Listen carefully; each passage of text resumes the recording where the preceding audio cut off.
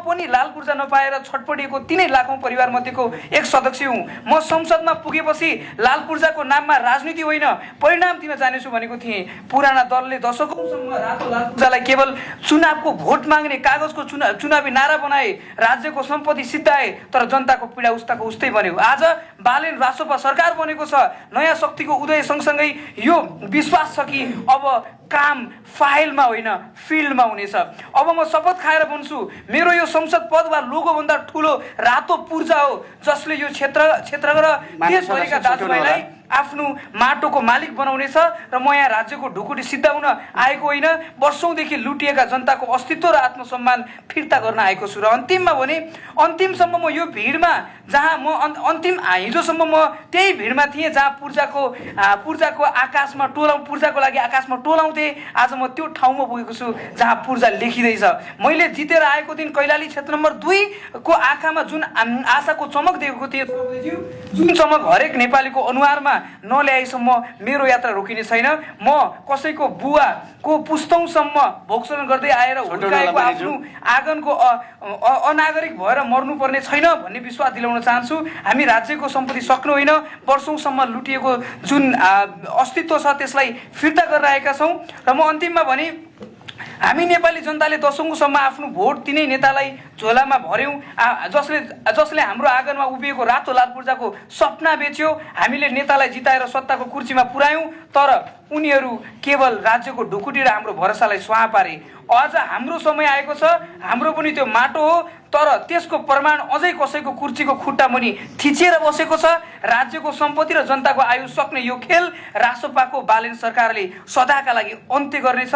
त्यसका निम्ति यो केपी खनाल माननीय भएर होइन, देशको सेवक भएर सधैँ उहाँहरूको अगाडि उभिनेछ। म केवल एक सांसदको रूपमा होइन, 7 दशकदेखि लाल पूर्जाको सपना देख्दा देख्दै चाउरिएका ती लाखौं अनुहारको प्रतिनिधित्व भएर यहाँ उभिएको छु।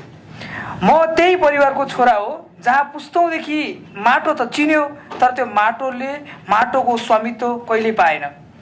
आज किन यस्तो भइरहेको छ यसको इतिहास हेरौँ भनेर हेर्दै गर्दा 2008 देखि 2013 सालसम्म वीरता उन्मूलन र मोहीको हकमा संरक्षणका प्रारम्भिक प्रयासहरू भए। 2021 सालमा ऐतिहासिक भूमि सम्बन्धी ऐन 2021 जारी भयो। 2046 सालपछिका आयोगहरू बने। 2074 देखि 81 सम्म विभिन्न आयोगहरू बने। तर 2021 सालदेखि भूमि सम्बन्धी ऐन बनिरहँदा अरबौंको राज्य कोषबाट रकम खर्च भयो, तर परिणाम के आयो? केही पनि आएको छैन। परिणाम राज्यको आयोग बने, आयोगमा नियुक्तका बिलाइसी गाडी बने, इन्धन प्रशासनिक खर्चको रूपमा अरबौं सकियो, तर वास्तविक पीडितको हातमा सधैँ खाली मात्र रह्यो।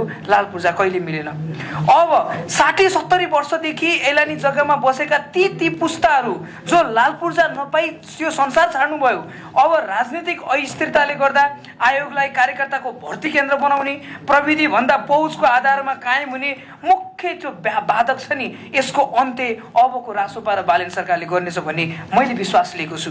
अब यसका निम्ति अबको यो मन्त्रालयले अबको भूमि आयोग जो बन्दै अब नयाँ ऐन बन्दैछ, यसमा चाहिँ पार्टीको झण्डा बोक्नेको अखडा हुनु हुँदैन। यसलाई सरकारले जुन खारेज गरेको छ, अब आधुनिक प्रविधिसँग पुनः जाँचबुझ गरी विज्ञ सम्मिलित एउटा अधिकार सम्पन्न शक्तिशाली समिति बनाइनुपर्छ। यसपछि पुस्तौंदेखि वन जङ्गल अथवा विभिन्न सरकारी जग्गाहरू ननासिकन अव्यवस्थित तरिकाले बसोबास गरेका जुन देशका लाखौं जनताहरू छन्, उनीहरूलाई चाँडो लाल पूर्जा वितरण गर्ने प्रक्रिया सुरु गर्नुपर्छ, जसबाट हामीले अरबौंको राजस्व सङ्कलन गर्न सक्छौँ।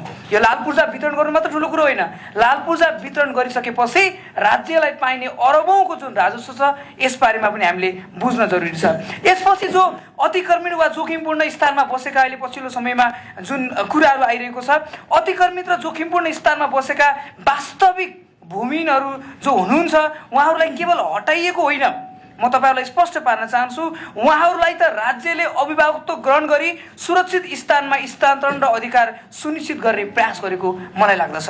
यसपछि अब नक्कली सुकुम्बासी जुन अधिकारकै भरमा नक्कली सुकुम्बासीहरूको जुन आएको छ यसलाई स्पष्ट गर्नुपर्छ। र म अन्तिममा हजुरलाई भन्न चाहन्छु, म यो जुन आज यो सदनमा जुन म यहाँ पुगेको छु, यो पुग्दै गर्दा मैले लाखौं जनतालाई बाचा गरेको थिएँ। मैले भनेको थिएँ